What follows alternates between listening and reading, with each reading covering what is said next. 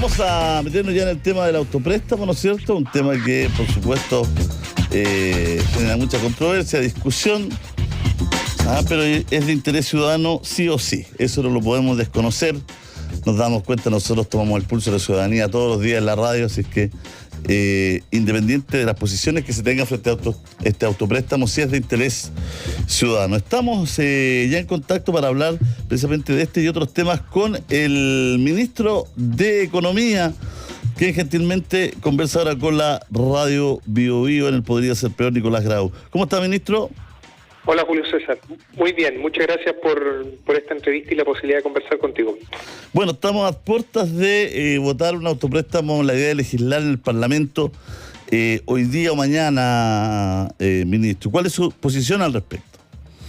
Bueno, la posición del gobierno es que este autopréstamo es muy parecido a un retiro, ¿no es cierto?, en el sentido de que no hay ninguna mecanismo concreto y efectivo para que estos recursos se puedan devolver, y además va a tener tendría potencialmente un impacto muy importante en la economía, generando más inflación. Aquí lo hay que entender, Julio César, yo creo que el punto clave es que hay millones de personas que no tienen algo que retirar porque no tienen recursos en las AFP, y que estas personas, que en general son las personas de más bajos ingresos, si se hace un retiro masivo o un autopréstamo de estas características, eso va a aumentar la inflación, las personas no van a subir sus ingresos porque no tienen nada que retirar, y entonces sus ingresos reales, es decir, la capacidad de compra que tienen con estos ingresos, van a caer producto de la inflación. Así que nosotros entendemos totalmente lo que tú decías al principio, que esta es una medida que genera apoyo porque, entre otras cosas, la población tiene un conjunto de necesidades, las personas quieren mejorar su calidad de vida, y eso es justamente lo que nos motiva al gobierno a llevar a cabo nuestras distintas políticas públicas, pero es clave que no empujemos, no llevemos adelante políticas que generan muchos más problemas que los beneficios. A ver, explorar, porque hoy día se habla de la idea de legislar, explorar una conversación al respecto, porque en la reforma previsional viene un autopréstamo como proyecto del gobierno. Exactamente, pero es un autopréstamo que tiene características muy distintas, que tiene más acotados los montos, y que la diferencia principal es que tiene un mecanismo concreto y especificado respecto a cómo se devuelve esa plata. Eso implica que, por un lado, no tiene un impacto tan fuerte porque no implica un retiro masivo, y por otro lado no disminuye los ahorros previsionales, que es clave para que todos tengamos buenas pensiones a futuro. Entonces, yo sé que a propósito de esa indicación que puso el gobierno, ¿no es cierto?, se ha tratado de establecer que es algo parecido a lo que se está votando hoy, pero es muy distinto por esas dos razones. Lo que se está votando, entiendo, más bien mañana, es algo que tendría un impacto muy importante en la economía a través de la inflación, y además disminuiría en el mediano plazo los recursos o los ahorros previsionales. Ya, porque el del gobierno tiene acotado 1 millón de pesos, ¿no? Tiene un monto más acotado, y además, insisto, al implicar que a futuro se tiene que devolver, y el mecanismo concreto en el que se va a devolver, probablemente eso también haga que menos gente retire esos recursos. Entonces, por esas dos razones, a nuestro juicio es una parte del proyecto de reforma previsional que efectivamente se hace cargo de una demanda de la ciudadanía, que es una demanda legítima, como tú bien decías al comienzo de la entrevista, pero que no genera los problemas que sí genera el autopréstamo que se estaría discutiendo mañana en el Parlamento. Por eso la recomendación del gobierno a su pilar de apoyo parlamentario es precisamente votar en contra, ¿no?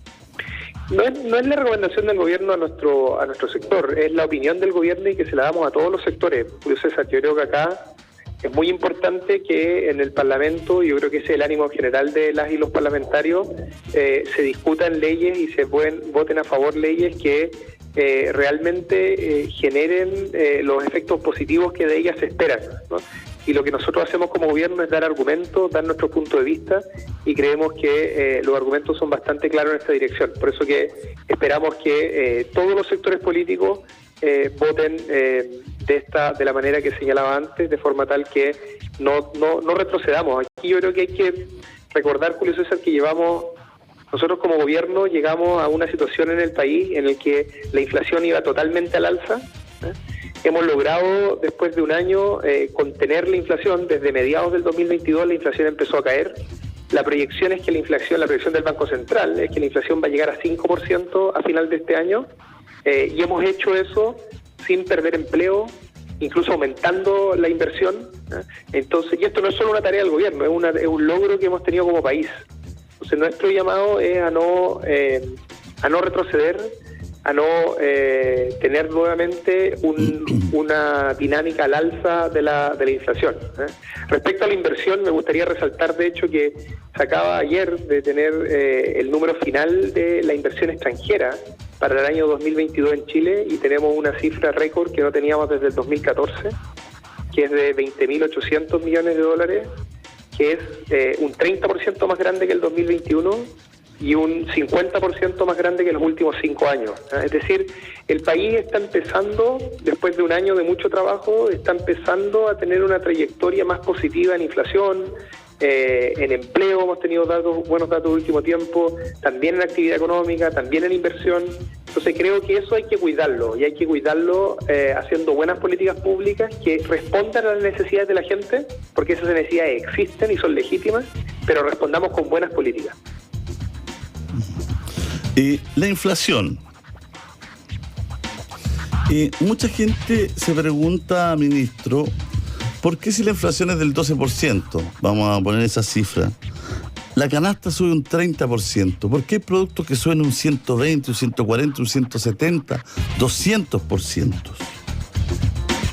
Claro, lo que sucede es que la inflación lo que demuestra es un promedio en una canasta tipo de una familia, ¿no es cierto?, que está compuesta por distintos elementos. Entonces, cuando la inflación, que es un poquito bajo del 12% actualmente, es 11,9%, si esa inflación es 11,9% y hay algunos precios que han subido, no sé, 50%, eso significa que tiene que haber otros que cayeron, ¿cierto?, para que el promedio finalmente de ese valor. Ahora, yo creo que tú apuntas un tema clave acá, y es que lamentablemente uno de los precios que más ha subido en el último tiempo es el precio de los alimentos, durante el último año, digamos, y eso es lo que se expresa en el aumento más fuerte de la canasta familiar. Ahora, la buena noticia que tuvimos durante febrero es que no solo la inflación en general fue negativa, fue 0,1%, que fue mucho mejor de lo que se esperaba, sino que además los alimentos cayeron.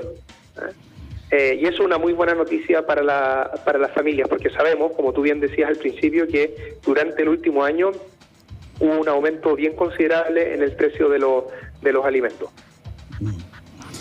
A ver, ese precio de los alimentos que cae, pero que sigue siendo alto, tiene que ver más allá que con la inflación, ¿no? Porque hay alimentos que han subido en el último tiempo demasiado, ¿no? ¿Tiene que ver con otros factores? Bueno, lo que uno ve cuando puede mirar la experiencia internacional es que en general hubo un aumento de los precios de los alimentos en la mayoría del mundo, donde nos pegó muy fuerte justamente el impacto que ha tenido la guerra entre Rusia y Ucrania, ¿no?, que encareció algunos productos claves que son relevantes para los alimentos, como por ejemplo el aceite. Además, esto tuvo impacto en el tipo de cambio, en el dólar, lo que tiene impacto en los bienes que se importan y además también en el transporte. Ahora, esa tendencia mundial ha ido a la baja en el último tiempo y poco a poco se ha ido expresando en los alimentos. Ahora, yo quiero en esto ser muy, muy claro. Nosotros, por supuesto, como gobierno y el Estado en general, siempre estamos monitoreando que existe un buen funcionamiento del mercado y que no haya aprovechamientos acá, y eso lo monitoreamos de dos maneras. Por un lado está la Fiscalía Nacional Económica, que es una institución independiente del gobierno, pero del Estado, ¿no es cierto?, que se preocupa de ver el buen funcionamiento de los mercados. Por ejemplo, fue la Fiscalía Nacional Económica la que hizo un informe de mercado señalando que habían precios muy por sobre los precios de competencia en el caso del mercado del gas, tanto del gas natural como del gas licuado. La Fiscalía Nacional Económica a partir de eso hizo recomendaciones, y a partir de esas recomendaciones nosotros presentamos un conjunto de indicaciones en el Parlamento como Ejecutivo para lograr una mayor competencia en ese mercado. Entonces, lo que quiero señalar con esto es que existen instituciones... ¿Y qué se consiguió ahí en ese mercado, ya que está dando ese ejemplo? ¿Qué se consiguió finalmente en el mercado del gas? Bueno, eso es lo que estamos discutiendo ahora en el Congreso. Estamos justamente discutiendo las indicaciones en el caso del gas natural y prontamente vamos a ingresar las indicaciones en el caso del gas licuado. Esto va a tomar un tiempo, como todas las cosas en el debate legislativo, pero lo que quiero señalar es que cuando se identifica un problema por el lado de la Fiscalía Nacional Económica o por el lado del CERNAC, que tiene el rol, ¿no es cierto?, de proteger a las y los consumidores, nosotros como gobierno actuamos de forma inmediata. Y además, en el caso de los alimentos, nosotros conformamos hace un tiempo con la Central Unitaria de Trabajadores y también con la CONADECU, que es una organización, ¿no es cierto?, de derechos de los consumidores. Armamos una mesa social para el costo de la vida, en que justamente vamos monitoreando estos distintos precios con las organizaciones sociales, teniendo mucha transparencia, para que a partir de ese monitoreo vayamos viendo si hay situaciones anómalas o hay algunas conductas que ameriten una revisión mayor. Eso es algo que estamos haciendo y vamos a estar muy atentos a cualquier indicio de una situación de no competencia. A ver, pero preguntas, por ejemplo, Chile es un país muy particular. Se crean estas instituciones, como también el Tribunal de la Libre Competencia, todo, con cifras en la mesa. Resulta que han pasado los años y lo que tenía que atacar, por ejemplo, el Tribunal de la Libre Competencia, la concentración, en vez de ser menos, es mayor. Entonces, se crean instituciones, se tienen, ¿no es cierto?, herramientas para que no siga acrecentándose, por ejemplo, la concentración, y hoy día tenemos el país más concentrado que nunca. ¿Por qué ocurre eso? Bueno, la verdad hay muchas cosas que tienen dinámicas de largo tiempo en Chile. Somos más un país pequeño que hace más fácil a veces cierta concentración, pero yo lo que le quiero decir con mucha claridad es que nosotros somos un gobierno totalmente comprometido con los derechos de las personas y en particular de cuando ellas ejercen su derecho como consumidor. Eso se expresa por un lado en que cuando haya recomendaciones de los organismos técnicos pertinentes, que son los que pueden hacer estos estudios en profundidad, como la Fiscalía Nacional Económica, nosotros actuamos de forma inmediata llevando los proyectos de ley. Y además, algo que es muy importante para quienes nos están escuchando, nosotros vamos a promover durante este semestre como Ministerio de Economía una agenda para fortalecer los derechos de los consumidores. Déjenme dar ejemplos bien concretos.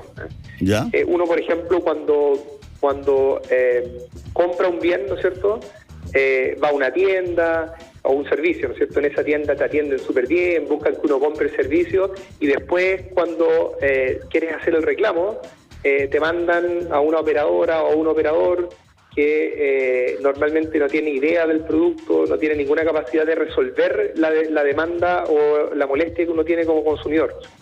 Bueno, nosotros vamos a hacer un cambio legal para que todas las empresas tengan la obligación de tener una atención adecuada para los reclamos. En la actualidad lo que sucede es que como no existe ese espacio adecuado para los reclamos, finalmente el CERNAC termina siendo el espacio donde las personas reclaman lo que debieran reclamar en las mismas empresas. Lo mismo sucede con los servicios de contratación, en que uno contrata un servicio y después luego salirse de ese servicio cuesta mucho más de lo que costaba la contratación, ¿no es cierto? Entonces, nosotros vamos a hacer una ley para que exista la obligación de que el servicio del cual uno se quiere salir, uno se pueda salir exactamente de la misma forma en la que uno entró. Y vamos a hacer eso en conjunto, además, con una reforma que le dé más fuerza y más atribuciones al CERNAC en términos institucionales. Entonces, yo sé que estas cosas suenan que van a tomar tiempo, son trámites que nosotros vamos a promover en el Parlamento, pero nuestro gobierno está totalmente comprometido con defender a las y los consumidores, y eso se va a expresar de forma muy clara en estos proyectos de ley que vamos a ingresar. Uno entiende que el gobierno ha hecho esfuerzo en distintas materias. Ayer se aprobó, ¿no es cierto?, el segundo bono, el bono espejo, para que haya, ¿no es cierto?, un segundo bono marzo, ¿no? Así es. Durante el transcurso de este año, digamos, que sea el doble. Sí. Y otras ayudas más. También se aprobó el bolsillo electrónico, y algunos temas que hemos ido comentando aquí en el programa durante los últimos meses. Pero uno tiende a pensar que siempre hay una franja de chilenos que queda en el limbo, ministro. Una franja de chilenos que no recibe este doble bono marzo, que no recibe, ¿no es cierto?, el bolsillo electrónico, que no recibe, ¿no es cierto?, los otros bonos o los otros las otras herramientas que tiene el Estado para poder llegar a la gente, como las asignaciones familiares y otras. ¿Qué pasa con esta franja, ¿no?, que siente que trabaja, que paga tu impuesto y que está ahí en un pasar complicado por el alza de todo, digamos, el alza de la vida, el alza de los alimentos y que tiene muchas obligaciones, ¿no es cierto?, que cumplir mes a mes?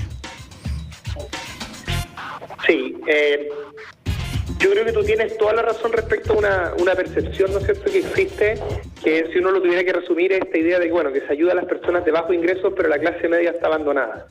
Esa es una preocupación de nuestro gobierno y además de celebrar que, como tú bien decías, aprobamos el día de ayer beneficios que van a llegar a 3 millones de personas, que van a duplicar el bono marzo y otros beneficios. Quiero darte 3 ejemplos bien concretos de cosas que hemos hecho durante este gobierno para la clase media. No digo con esto, quiero ser muy claro que esté todo hecho, ¿no es cierto? Hay mucho por hacer, pero quiero dar 3 ejemplos bien concretos. El primero es que apoyos que hemos hecho a las pymes desde el Ministerio de Economía, ¿no es cierto? Que las pymes son empresas que están, digamos, en las que donde los dueños y las dueñas son personas de clase media.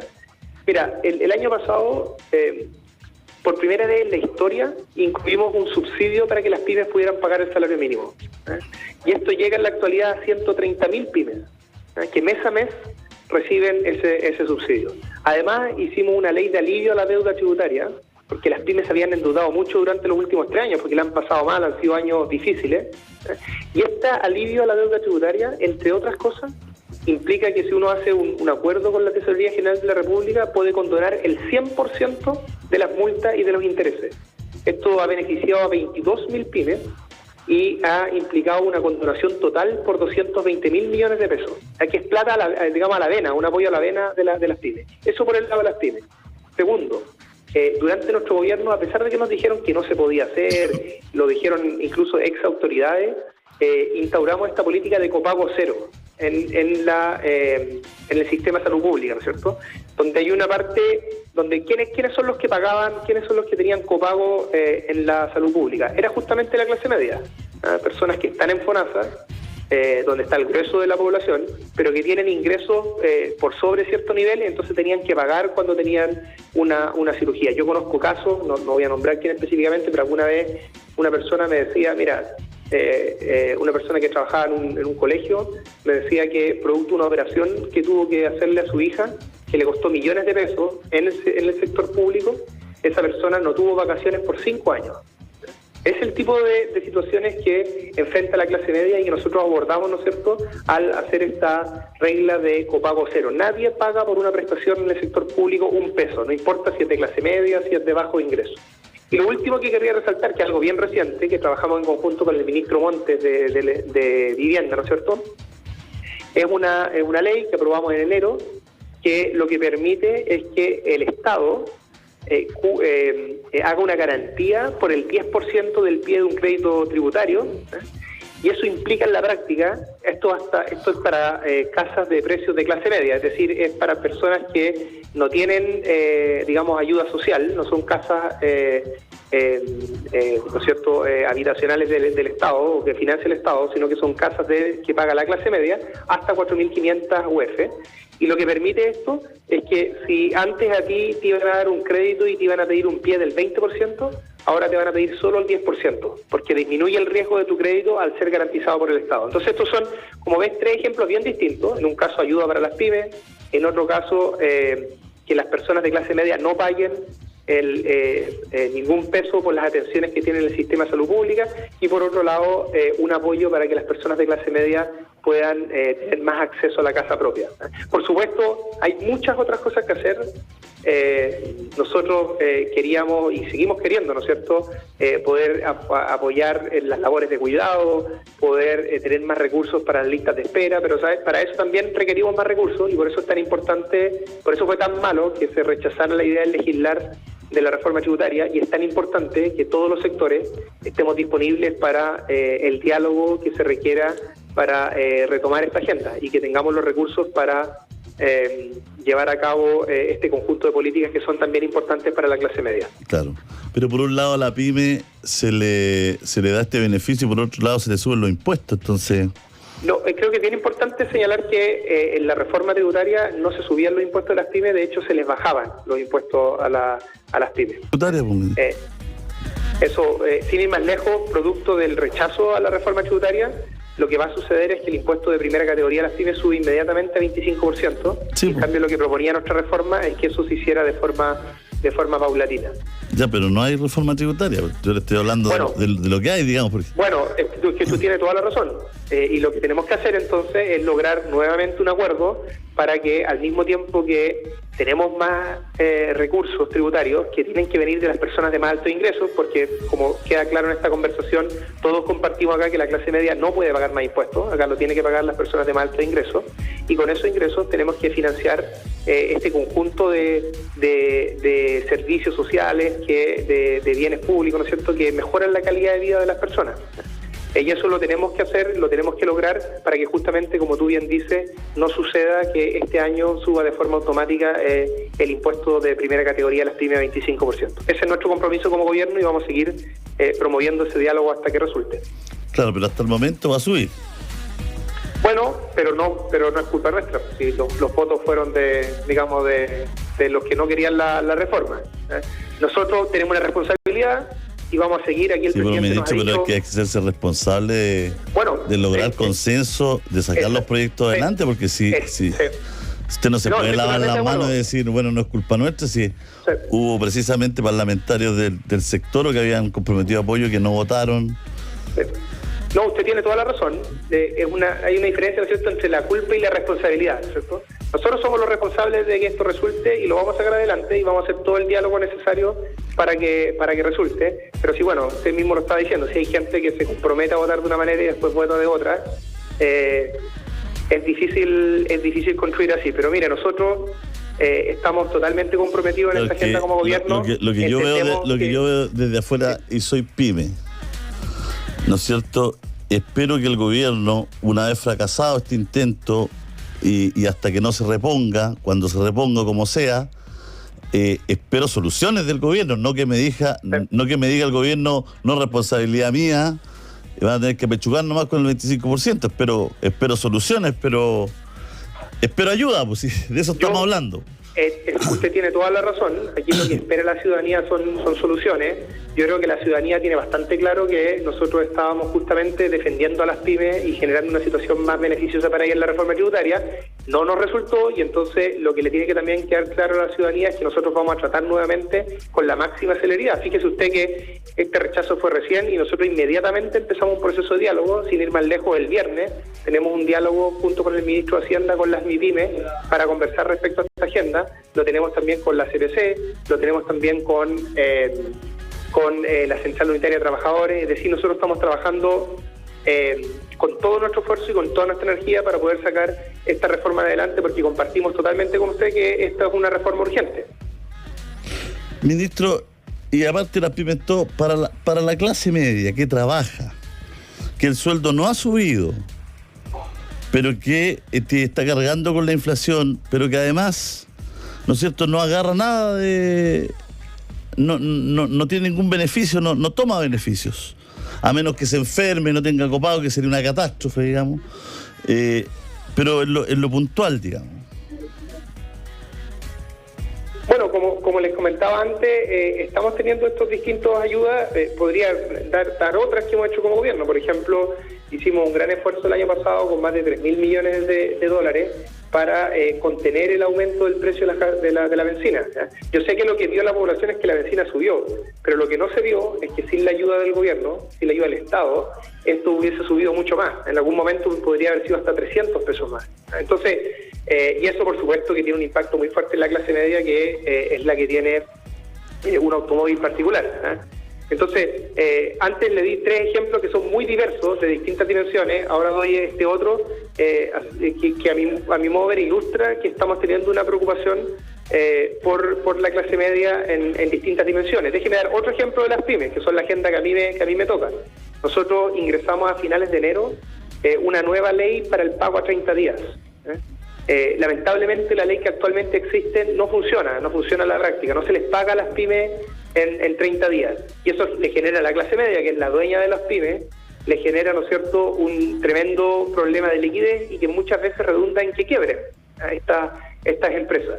Entonces nosotros estamos haciendo una ley que lo que va a hacer es que va a generar una base de datos gigante con la información de cuándo se pagaron todas las facturas, cada una de las millones de facturas, y eso nos va a permitir hacer castigos inmediatamente y de forma automática a las empresas más grandes que no estén haciendo esos pagos a tiempo. Lo que nosotros esperamos genere efectivamente no se aprovechen de las pequeñas empresas. Entonces, todo nuestro foco como gobierno, en particular desde el Ministerio de Economía, ha estado justamente en la clase media, desde la perspectiva que nosotros nos relacionamos con la clase media en el Ministerio de Economía, que es a través de las pymes. Hay casi 1 millón de pymes en Chile, y muchas de ellas son justamente dirigidas por la clase media. Entonces, yo con esto lo que quiero decir no es que, insisto, y las contribuciones a algunos mayores de edad.